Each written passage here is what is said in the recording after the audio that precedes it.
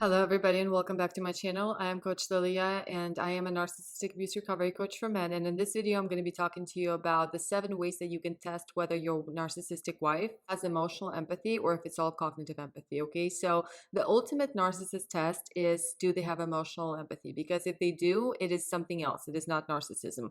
As we go further into the personality disorders like sociopathy, antisocial personality disorder, psychopathy, understand that all of those individuals are going to be narcissists to begin with, but with some extra elements, okay, which make them much more dangerous. So understand, foundation is no emotional empathy. What is cognitive empathy? Cognitive empathy is learned. Cognitive empathy is the ability for you to understand how to act in the situations. How would a person with emotional empathy react? And you basically mimic that. Emotional empathy is your actual ability to feel what other people feel, to put yourself in other people's shoes. And cognitive empathy is simply your ability to understand what other people might feel. However, you don't actually feel it, but you will act the way that somebody with emotional empathy would act. So this is why we see a lot of narcissistic women working as nurses, working as social workers, working as psychologists, psychiatrists, therapists. I have one guy married to a Christian marriage counselor. Imagine how much cognitive empathy you have to acquire to be able to fool everyone around you. Now, before I continue with this topic, please go ahead and subscribe to my channel if my information is helpful and interesting to you. And of course, schedule your one-on-one session with me if you need further help navigating this. So let's go ahead and dive in. So the 7 key indicators for you to test whether it's cognitive or emotional empathy that she's got. Number 1, observe her reactions to your pain, to your stress, to your suffering. If you're going through something and if you're sharing this with her, just observe how she reacts to it. Does she get disgusted with you? Does she get dismissive? Does she start mocking you? Is she angry at you because you make her feel weak when you're weak? Understand that a narcissist will very likely simply minimize whatever you're going through and make it about themselves, twist it around, or maybe you'll hear some logical statement that they think is going to sound empathetic, like, oh, that sounds tough. But it's never going to be genuine. It's never going to be like them actually feeling your pain for you like a normal empath would. Now, the next one here, you can observe her reactions to other people's stress, to other people's struggles. If your friend is going through some sort of distress, a normal reaction would be to experience sadness for them, to actually feel for them, to want to be there for them. Whereas for a narcissist, you can maybe find your wife actually mocking them, making fun of them behind their back, actually being happy for their sadness, for whatever struggles they're going through, because she views every friendship as a competition.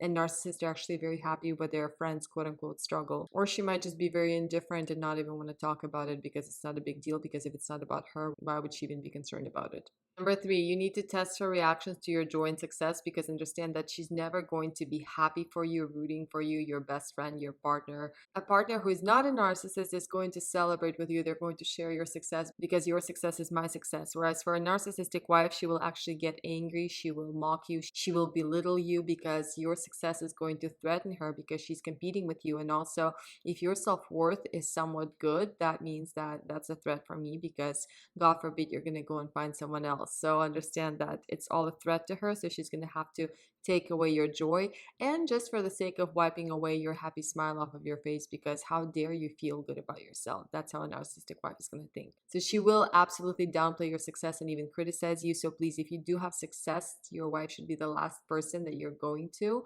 share this with if you're living with a narcissist. Now, coming from cognitive empathy, obviously she might play along and say, oh, that's great, but there's going to be a complete lack of that genuine enthusiasm and happiness in her face, so you need to pay attention to that. And you will definitely see signs of her being irritated because of your success, because again, it's a threat to her.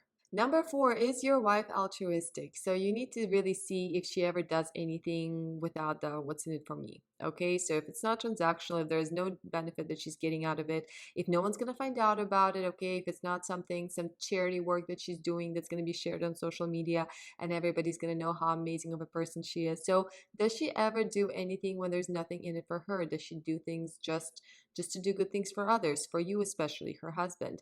Understand that a narcissist, they're always keeping tabs. Okay, if I do something for you, that means that I'm expecting something in return in the future, in the near future, because they're only doing things transactionally. From cognitive empathy, they're coming from a place where I will do it if it's logically or socially expected out of me. That's another thing. But also understand that she will always try to avoid whatever she needs to do if it's not transactional, and she will actually make you feel guilty for asking. And you will definitely see that if you're sick, if you need something, you will see a lot of it where you're going to feel like a complete burden for having to ask for something. Next one, conflict conflict situations, they always give it away because, as you probably already know, the woman cannot apologize. Apologies are very difficult for her if she's forced into them. They never sound genuine. It's always with a hint of gaslighting. I'm sorry, but I'm sorry if. Although she may understand your points logically with her brain, she cannot actually feel them. She cannot feel emotionally attached to those points, okay? There's complete lack of emotional attachment because no one's ever home. There's no emotional empathy. She just can't feel it. She can't put herself in your shoes. So what is she going to do if you express how she hurt you? She will dismiss you. She will belittle you. She will say, I'm sorry, but, or I'm sorry if you feel this way. But obviously, she's not responsible for your feelings and emotions. And another thing she might do is actually escalate the conflict because that's a way to simply navigate the topic to something else, right? Instead of having this argument about something that matters to you, we're now going to argue about something completely different to just sway the attention away from what we actually need to talk about. Number 6, evaluate her reactions to vulnerable people, to vulnerable pets, animals, to vulnerable situations. With pets, you have to be a little bit careful because I see a lot of narcissists that are actually obsessed with their dogs because the dog is always happy to see them. The dog will never betray them, right? So that's a little tricky, but understand that how they deal with vulnerable people in vulnerable situations, they get absolutely disgusted by them. Somebody who's got emotional empathy, if they see somebody in need, if they see someone vulnerable, if they're in a vulnerable situation, they will express genuine care, they will express genuine empathy, genuine concern, genuine affection for that person. Do you need anything? How can I help you? Do you need me to hold space for you to talk this out? Let's say somebody close to you dies. You understand that anybody that knows you that's not a narcissist will express genuine care because they're going to be able to put themselves in your shoes. Whereas for a narcissist, even if it's the closest person to you, your wife, she's going to understand how she's supposed to act. So she might hold space for you for a day or two, but then very quickly she's going to start to criticize and say, get over it. And that's how she's going to feel about any vulnerable situations. Because as you guys maybe remember from my past videos, I mentioned that narcissists are terrified of vulnerability. They're growing up, vulnerability is not allowed. It's a sign of weakness. So they have to build up these walls. So vulnerability immediately activates shame. And that's why whenever they feel that vulnerability from other people and they start to associate with it, they immediately get disgusted and they have to punish those people that made them feel that way. Again, another example, if you're sick, she's going to get very, very disgusted with you and you're going to feel like a burden to her because if you're sick and you feel weak, then I feel weak because you and I are attached at hip. That's how a narcissist thinks. Last one I want to bring up is observe the little things. I think this is the most important point because understand that a narcissist can learn a lot of cognitive empathy. She can really fool everyone around her. Like I said earlier, these people become psychologists, psychiatrists, therapists, social workers. They are really able to manipulate everyone around them. But it's the little things that they don't understand. Like if something small happens to you and she does something that shows complete lack of emotional empathy, she won't understand what she did wrong because it's the big things like a death in the family or you getting sick or something along those lines where she'll understand, okay, normal people react this way. Normal people with emotional empathy would do X, Y, and Z. But it's the little things, okay? The little things will give it away.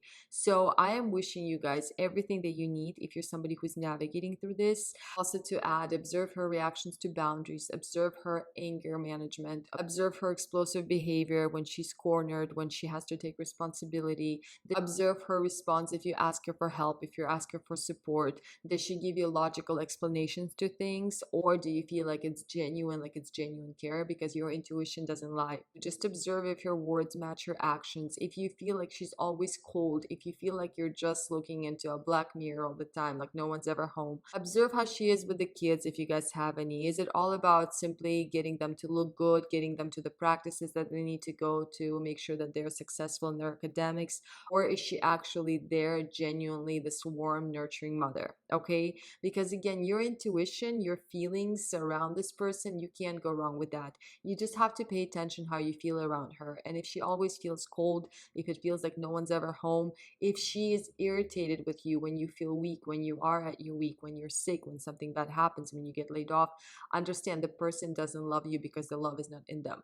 Somebody who cannot experience emotional empathy is incapable of genuine unconditional love, period. Okay, and the sooner you accept it, the sooner you understand it, the sooner you wipe away your expectations, the sooner your suffering will end and you will actually be able to take action and get out of this relationship guilt-free. I am wishing you guys everything that you need. If you do need more help navigating through this, schedule your one-on-one session with me. The link is in my bio, and I will see you all in my next video.